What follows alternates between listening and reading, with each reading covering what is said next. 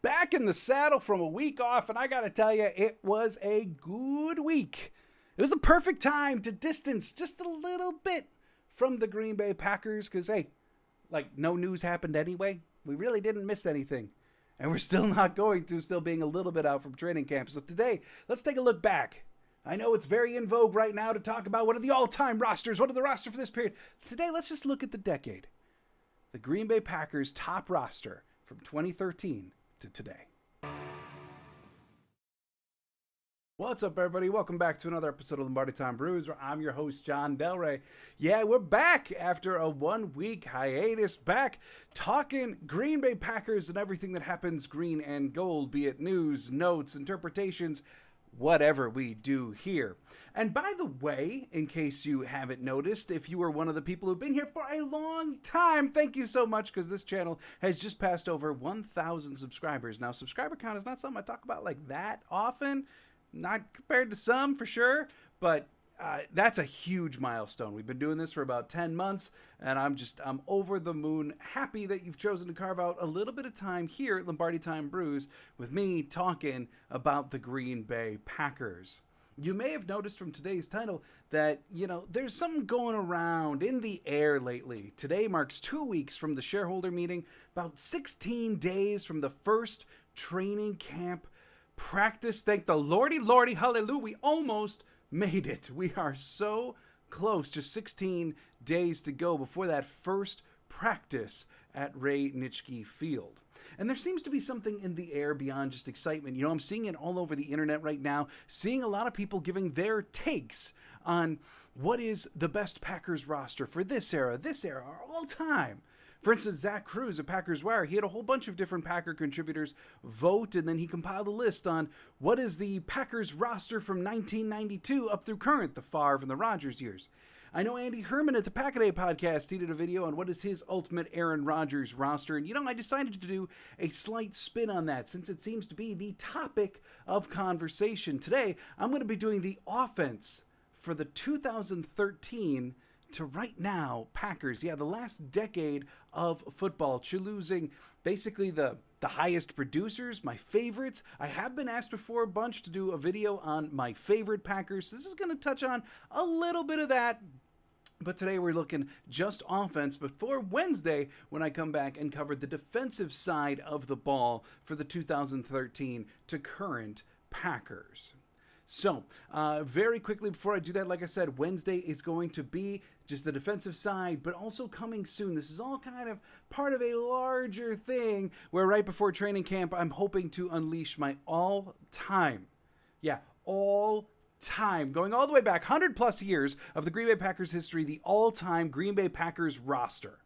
That's what I'm hoping for, declaring who's the best of the best at every single spot. And I do have a few players in mind that go all the way back. So certainly building towards something. But right now, we're just covering the last decade. Who makes the last decade team for the Green Bay Packers? So let's start the coach on the field, if you will, the legend, the icon. Let's start at the quarterback position. Perhaps the easiest choice of the entire offense. Perhaps the easiest choice of the entire NFL. Let's start out with quarterback Jordan Love. Yeah, no, I'm kidding. Of course it's going to be Rodgers, right? Like there's any other choice, right?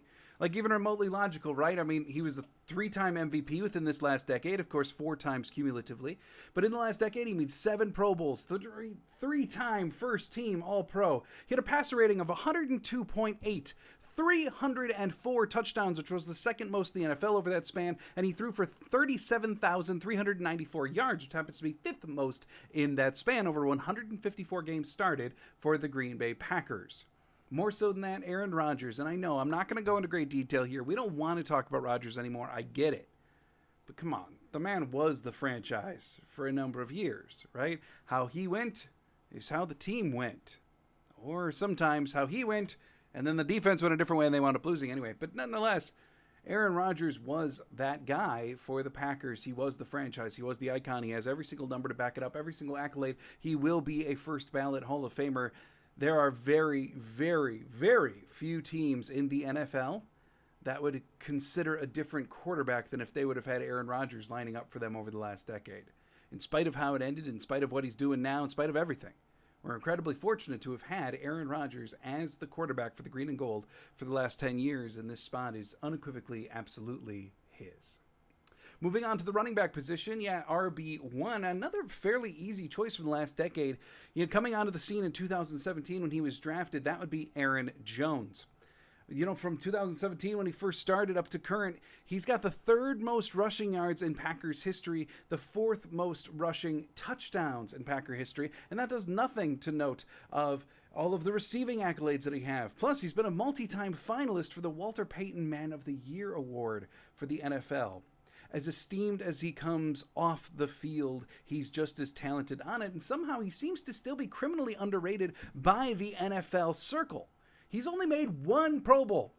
The dude's the third most leading rusher for the Packers for a 100-year franchise, and he's made one Pro Bowl. Back a few years ago when he had 19 cumulative touchdowns, he didn't make the Pro Bowl then. He's only made it once in his NFL career. And, sometimes I think he's kind of underrated by Packer fans, too. Because, he doesn't carry the ball every single down or every single time a ball carrier gets a carry, it goes to him like Ahman Green did. That used to be Ahman Green, right? That used to be other backs that we've seen. It's not Aaron Jones. And he's got one of the highest yard per carry rates in the NFL's history. And he's getting to the point now where he's been playing long enough where it's over enough carries that that stat's legit. It's not like a 1-year wonder, not like a 2-year wonder. No, dude's been doing it for years. And maybe getting a fewer carries every year is part of the reason that he's been able to sustain so successfully going into his later 20s.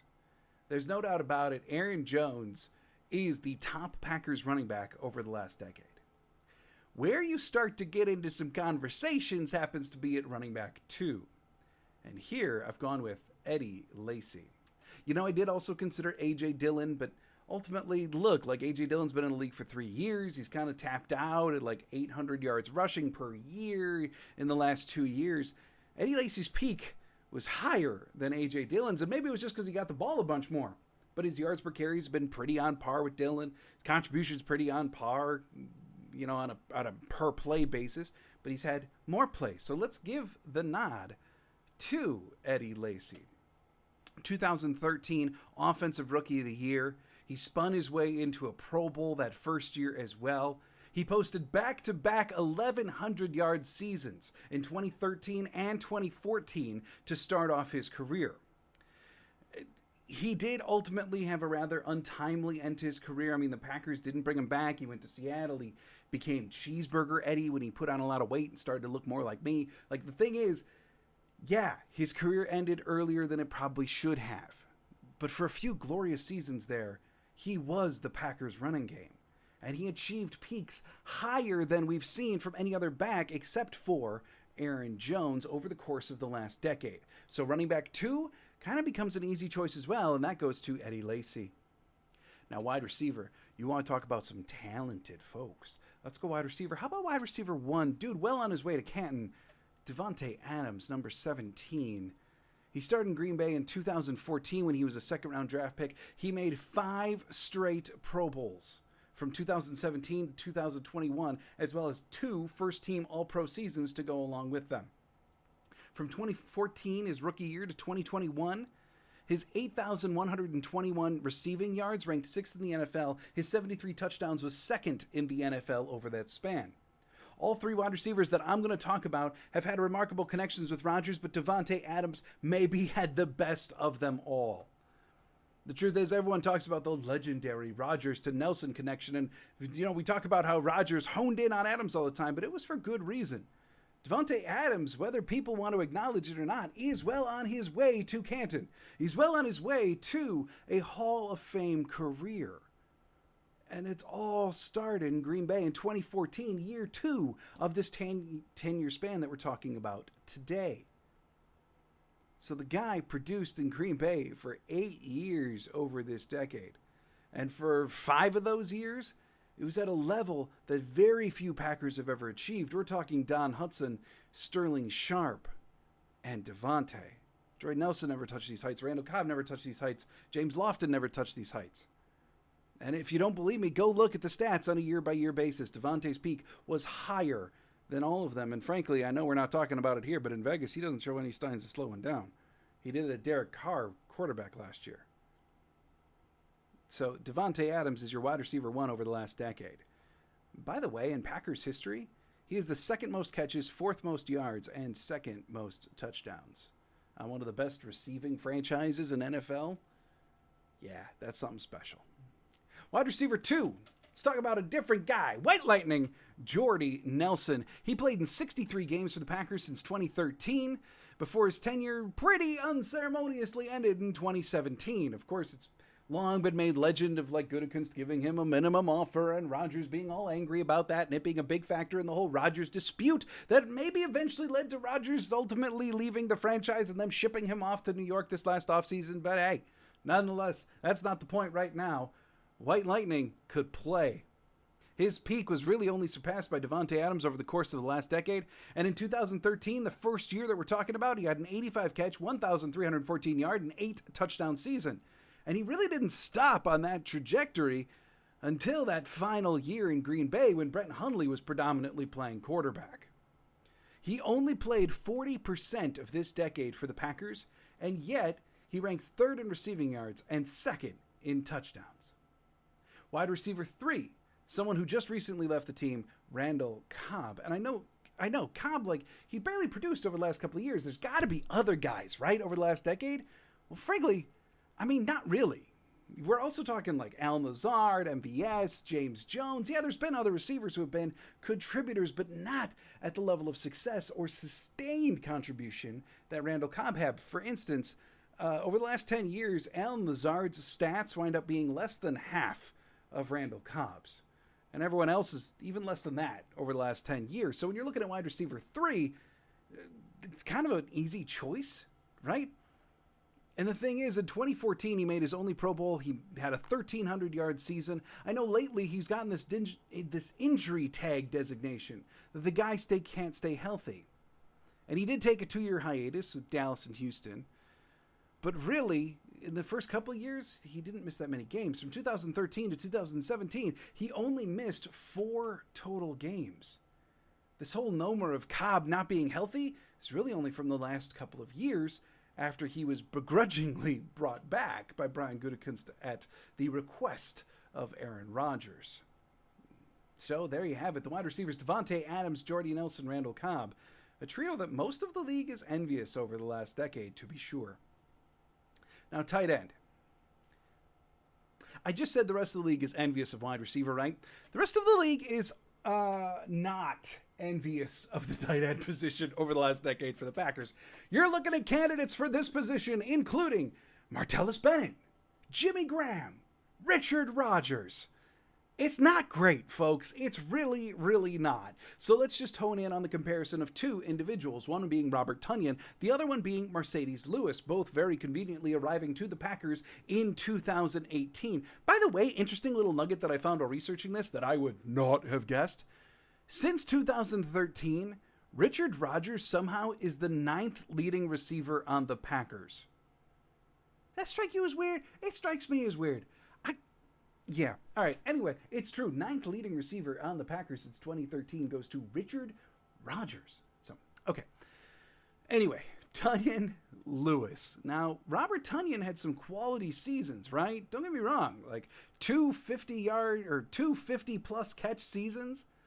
His yardage total was never amazing, but he did have that 111 touchdown year as well when he was severely underrated.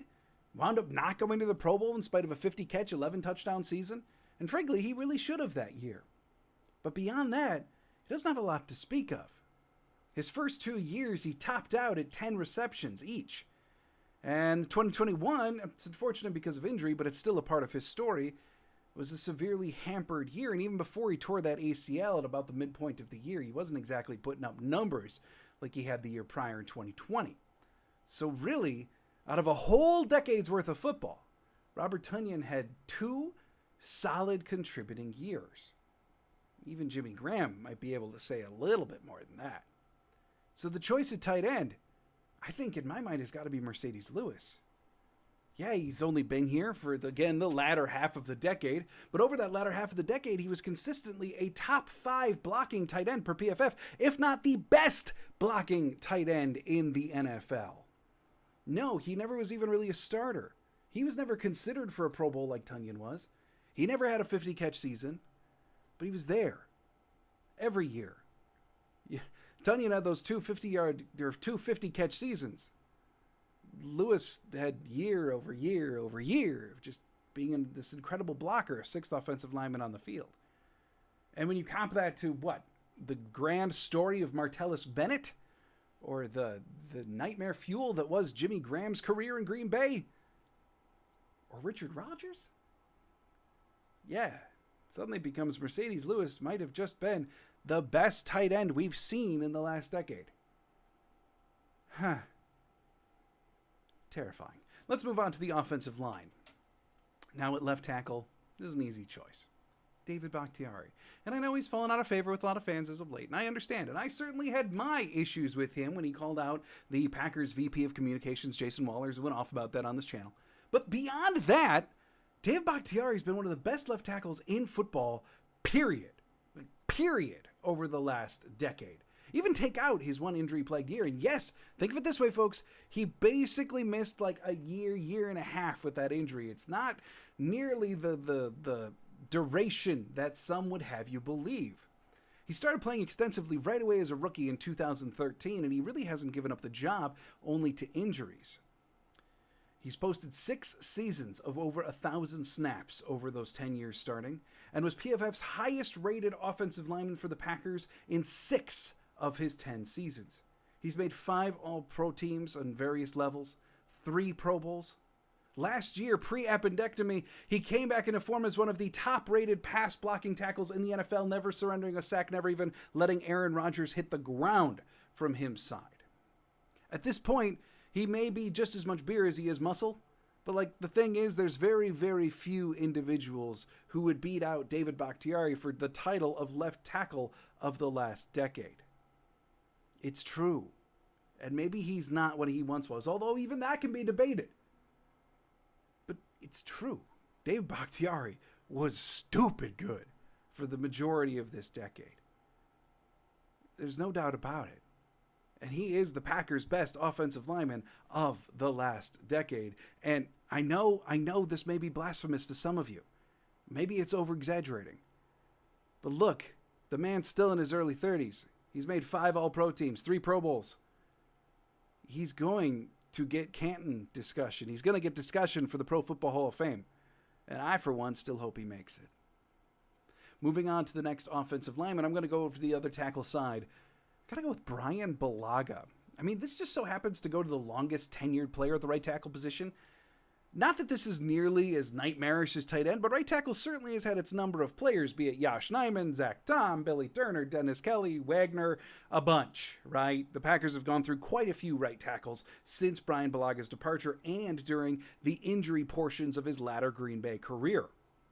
He probably had the highest ceiling of that collective bunch, though, in spite of never making a Pro Bowl, which I actually, when I was looking back on, kind of wound up surprised by. There were stretches where Brian Bulaga was certainly one of the top right tackles in the league, and yet dude never made a Pro Bowl. But still, he had 4 seasons of over 900 snaps since 2013. He's their most utilized right tackle in the last decade. Highest ceiling? That makes him the choice, Brian Bulaga at right tackle. Now let's go to the middle of the offensive line, and the one that got away, Corey Linsley. First team All-Pro in 2020. He was the starting center for the Packers from 2014 all the way until he signed with the Chargers for the 2021 season. And realistically, yeah, he played along with great company. Josh Sitton, TJ Lang, Elton Jenkins, David Bakhtiari, Brian Bulaga. The list goes on for the Packers offensive line over the course of the last decade. But the one in the middle, the one who achieved heights equal to his company, would be Corey Linsley. The guy did make an All-Pro team in Green Bay. And really, at the time of his free agency, was one of the best centers in the league. The only other candidate for this spot is like Josh Myers, who is still coming into form. But this spot is easy. Corey Linsley's your starting center for the last decade. Now we got a little bit of a discussion. Right now we're going on to the guards. The final 2 positions we're covering today. And at the first guard spot, I'm going to go with left guard, right guard, depending on when we were in their careers. But first, let's just call him guard Josh Sitton. You know how I mentioned Dave Bakhtiari was the top-rated PFF lineman for 6 of his 10 years?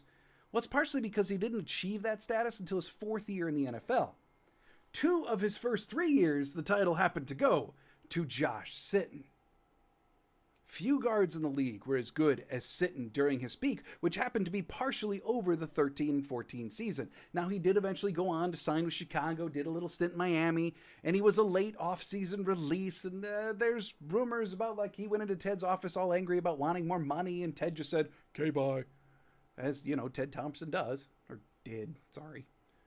But, look, I mean, Josh Sitton was one of the best guards in football, and no, his duration in this decade isn't that long, but at the same time, neither is that many guards. Packers have employed a lot of guards over the last decade. Really, it was kind of Sitton and Lang before finding the next great one in Elgton Jenkins. So Josh Sitton gets that first mantle for having 2 years atop PFF's top-rated offensive lineman. Now the other guard spot, and I did weigh seriously Elgton Jenkins here, but I just got to go TJ Lang.